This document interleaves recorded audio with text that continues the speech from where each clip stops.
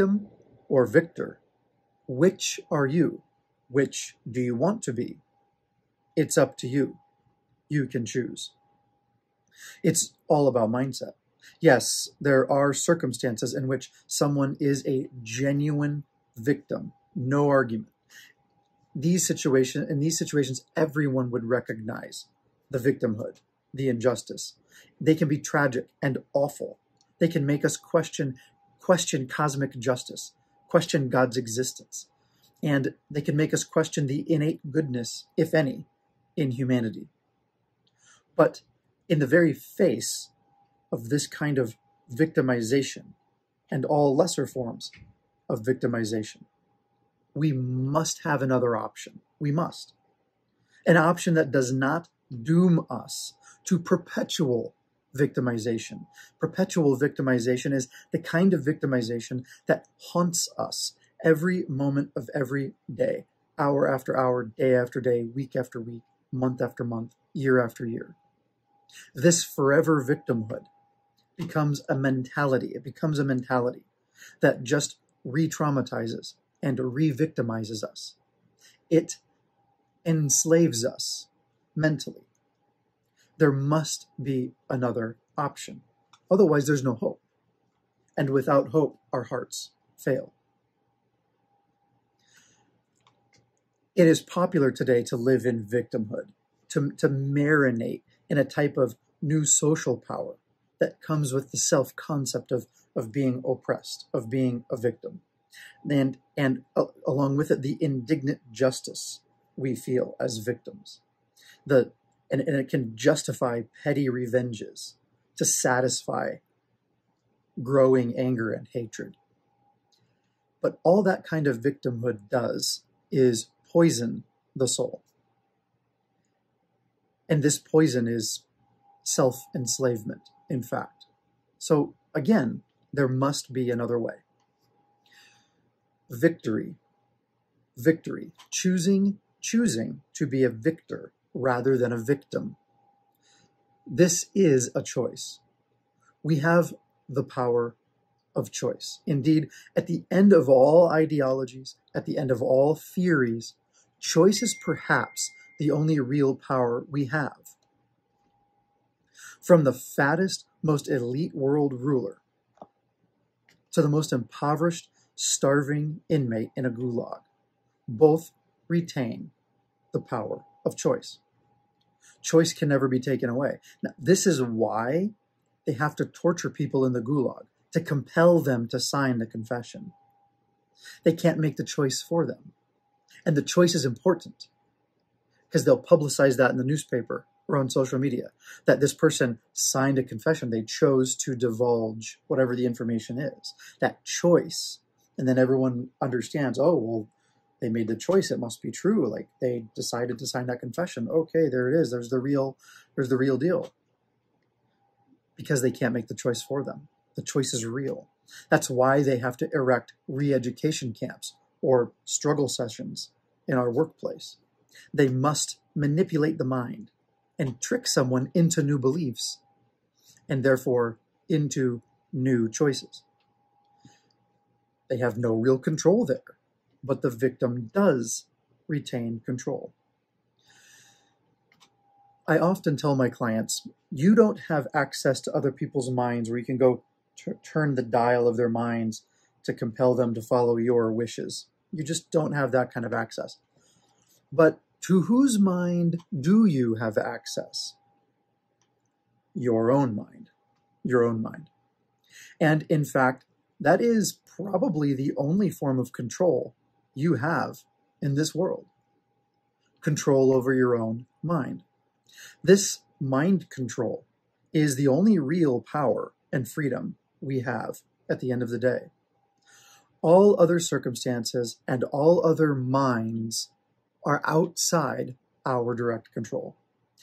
Even if we try to get indirect control by manipulating people and manipulating our environment, even when times are good and it seems like we have a tremendous level of control, we really don't. It's a mirage. We always and forever have control over our own minds. We can make choices with our own thoughts. And yet, we're often fooled into thinking that we don't have choice over our thoughts. We so closely identify with all the random thoughts that pop through our minds during the day that we come to believe that we have no control over what floats through our brains. We also feel compelled to act on most of these thoughts, such as urgings or cravings for food or activities or other baser cravings and urges. The sheer availability of the gross possibilities of our day through technology, anonymous online, just different things, they all tempt us constantly, so we're bombarded by thoughts and desires. The desire to desire things even gets layered. Going around shopping, window shopping, whatever kind of window shopping you're thinking of when I say this, just ruminating in desire and letting all those desires flood us and all the thoughts float through our brain. We can think we don't have control and that things happen to us. Sometimes our thoughts even horrify us, and we dare not even act on them. And we feel dirty and guilty just for experiencing such a thought. It's all because we identify way too closely with our thoughts, and we fail to recognize that we have choice over our thought life. We also have choice to train our desires to desire different and higher, better things. But this talk is focusing on thoughts and choice. We can ignore thoughts, and we can choose a mindset. If you don't believe me, you're simply out of practice. The victor mindset is the replacement for the victim mindset. The victor mindset is the replacement for the victim mindset. The world wants you to remain a victim. That way, the world can retain control over your mind. Malevolent entities want your destruction, but they must compel you to choose your own demise. You've been fooled that you have no control, that oppressors, both visible and invisible, they're the ones with the real power. You've been fooled into that. All of us have. But ironically, this false message often colonizes the victim's mind in the very name of freeing the victim by supposedly revealing the truth of the victim's circumstances of victimhood. And this colonization, this ironic freeing, which is really enslavement, comes in the form often of lies. Here's a couple simple ones that I think are common. Do whatever you want. It's fine. Believe whatever you want. It's okay. You do you, your truth. If you feel it, it's real. If you think it, well, that's the real you. Lies.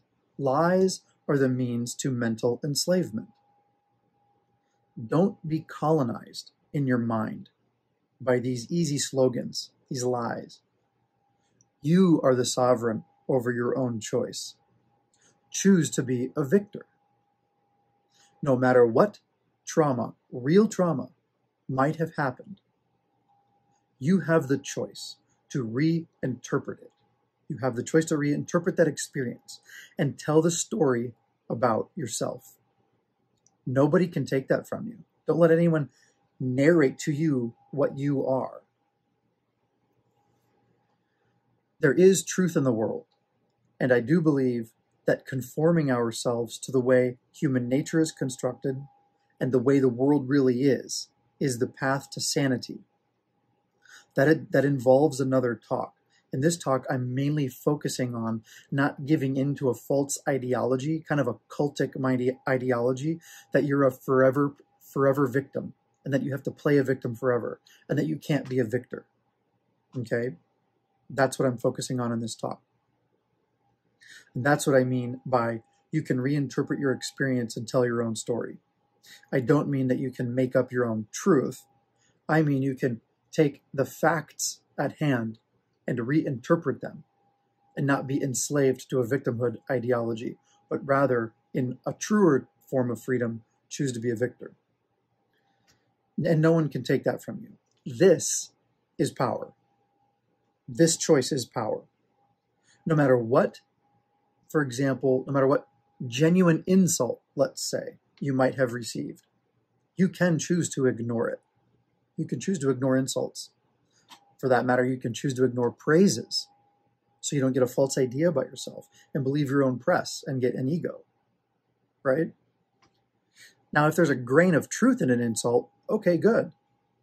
Choose to take it as constructive criticism, and you'll grow from that. Choose a radical form of love. This is not a popular message. It never has been. It never has been a popular message. But you can choose a radical form of love. You can even love your enemies. One thing I'm concerned about is other counselors or other healthcare professionals may hear me saying, you need to be servile to those who have victimized you. That is not what I'm saying at all. Someone who can go through a true trauma and come out better than the ones who victimized them.